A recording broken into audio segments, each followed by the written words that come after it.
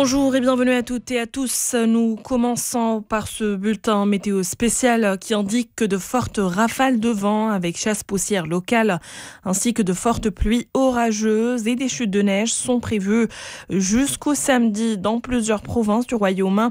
Parmi les provinces concernées par cette alerte de la Direction générale de la météorologie, on note Tétouan, Drewech, Taza, Meknes, Ouarzazate, Rabat Salé, Essaouira, Tanger, Casablanca, Marrakech et Midelt.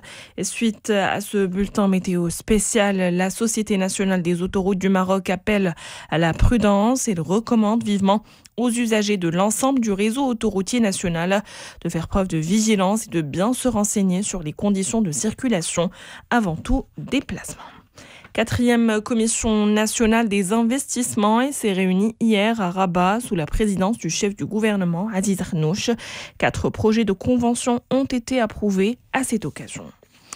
Dans l'actualité internationale, au Caire, un nouveau cycle de négociations parrainé par l'Égypte et le Qatar avec la participation du Hamas a débuté hier. Son objectif, obtenir le calme dans la bande de Gaza, ainsi qu'un échange de prisonniers palestiniens et d'otages. Nous nous attendons à des négociations très difficiles, mais le Hamas est ouvert aux discussions et désireux d'arriver à un cessez-le-feu, a expliqué un responsable proche du mouvement palestinien.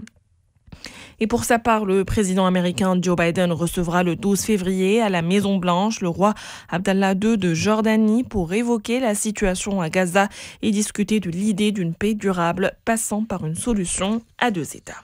Sur le terrain, des témoins et des sources hospitalières ont fait état de frappes mortelles nocturnes dans le sud du territoire, notamment à Rafah, le ministère de la Santé du Hamas dénombrant au total 130 morts au cours des dernières 24 heures.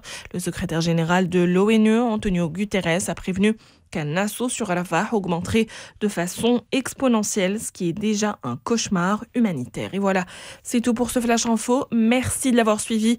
Je vous retrouve à 6h30.